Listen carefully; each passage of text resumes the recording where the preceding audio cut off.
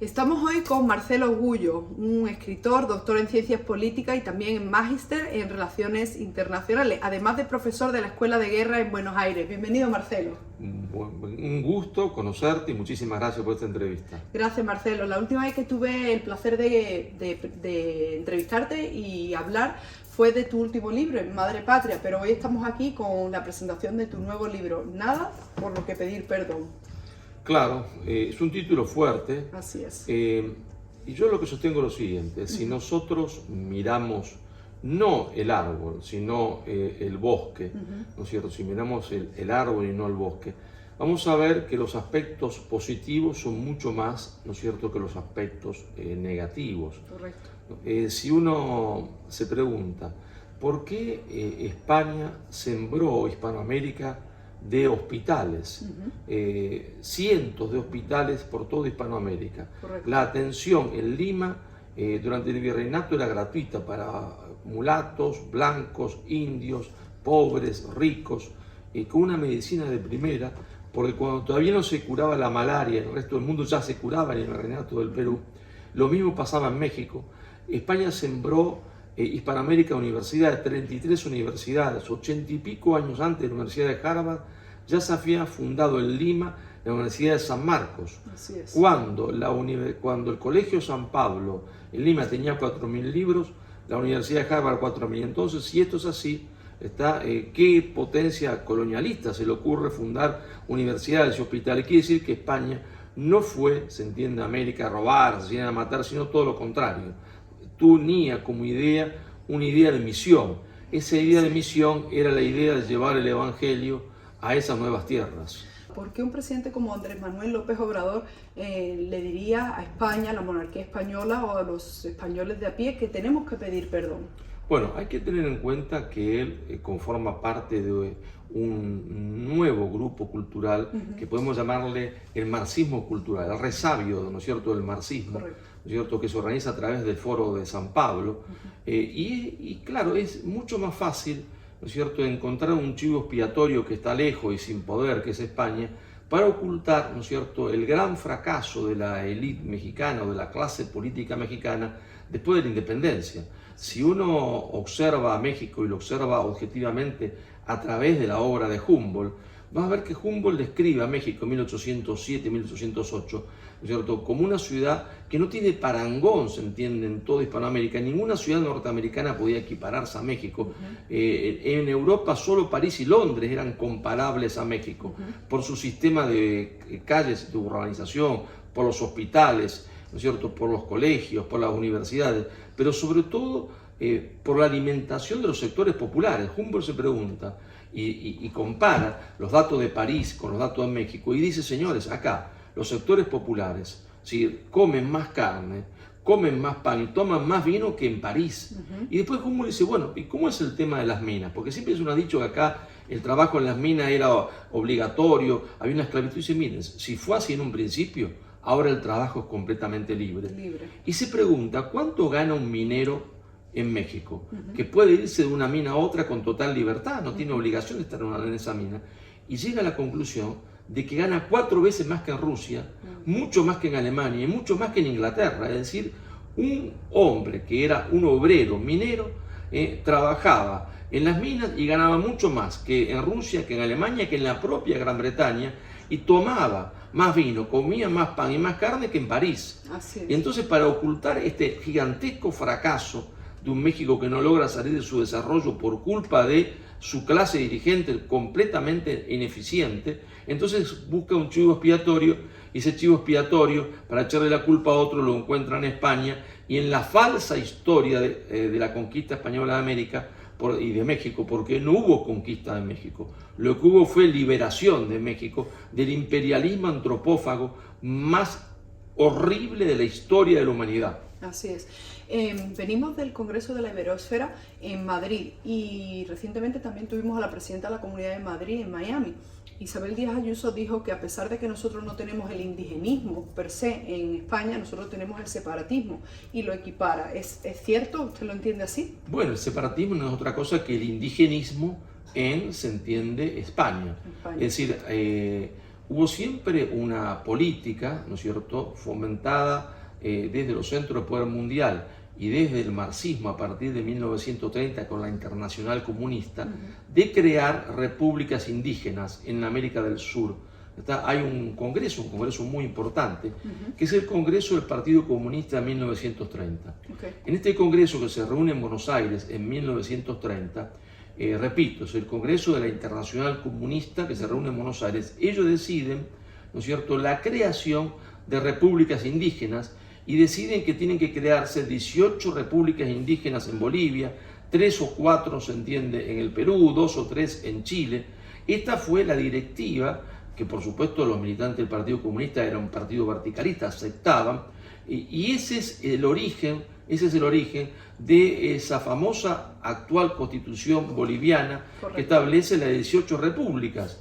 Esas repúblicas plurinacionales, mal llamadas plurinacionales porque no son naciones, tienen su origen conceptual en este Congreso del Partido Comunista. Ahora bien, claro, este fundamentalismo indigenista que quiere llevar, ¿no es cierto?, a las repúblicas indigenistas y partirnos en segmentos anónimos del mercado mundial, ¿no es cierto?, y rechaza todo lo que España trajo a América, es el mismo indigenismo, el mismo fundamentalismo que en la península española rechaza toda la unidad de España hecha por Isabel y por Fernando, y que rechaza, se entiende, todo lo común que esa España tenía, ¿se entiende? Y entonces, claro, ellos en Cataluña hacen una equiparación absolutamente falsa, dicen así, como, por eso toman la leyenda negra, así como España fue a robar, matar, asesinar en América, lo mismo, se entiende, hizo Castilla, España, se entiende, Cataluña. Falso, porque en el sitio de Barcelona había catalanes adentro y afuera. Bueno, eso no importa, porque a ellos no les interesa la verdad histórica. Claro, solo se entiende mentir para hacer política. Y entonces equiparan la supuesta salvaje conquista de América con una supuesta también salvaje conquista de Cataluña. Por eso el indigenismo fundamentalista del señor Evo Morales, marxista cultural, con el separatismo catalán, son hermanos gemelos. Correcto. Y una pregunta al respecto también, y al hilo de todo esto. En Estados Unidos estamos viviendo también el supremacismo negro, el movimiento Black Lives Matter, que además se autodefinen como marxistas entrenados. Podemos entender que Estados Unidos está entrando en un proceso también digamos, de marxización, de todo este supremacismo y de incluso un cambio de paradigma en la política estadounidense. Bueno, yo le voy a dar mi opinión muy particular, ¿no es cierto? Que no quiero ofender con esto a nadie, pero mi opinión muy particular es que el marxismo cultural, ¿verdad?, que se define como progresismo, ¿está? Este progresismo que es una idea absolutamente contraria a los cimientos de la civilización occidental, que tienen 3 colinas, la colina de Jerusalén, la colina de Atenas y la colina de Roma, que eso es lo que conformó el occidente, la unión de Jerusalén, Roma, se entiende, y Atenas. Este progresismo intenta la destrucción cultural del occidente, y bajo mi bombín de punto de vista, yo no soy un experto en Estados Unidos, pero como yo lo veo, este progresismo ha ganado, se entiende, a las élites de los 2 partidos. Desde el punto de vista cultural, al Partido Republicano, a la mayoría, por lo menos a la mayoría aparente del Partido Republicano, y a la mayoría del Partido Demócrata. Es decir, que culturalmente las élites, salvo algunos representantes, ¿no es cierto?, del Partido Republicano muy particulares, están en esa línea de progresismo cultural. Sí. Se diferencian económicamente, pero culturalmente empiezan a parecerse cada vez más, y por eso aceptan toda esa línea cultural progresista, como si fuese, se entiende eso, el orden natural de las cosas. Así es. 2 preguntas más. La primera es con respecto al tema también de Perú, ¿no?, de Pedro Castillo y la instauración en toda Hispanoamérica de las asambleas constituyentes basadas en esas repúblicas indigenistas. O sea, el caso de Argentina, ¿qué se está viviendo en Argentina con respecto, en comparación con lo que se está viviendo en Perú, lo que promueve Petro o lo que hemos visto que impulsó Evo Morales para Bolivia? Bueno, en el caso de Argentina, ese fundamentalismo indigenista no ha podido avanzar hasta ahora demasiado, primero porque la población indígena es menor, ¿cierto? Y se produjo un mestizaje gigantesco en Argentina, realmente gigantesco.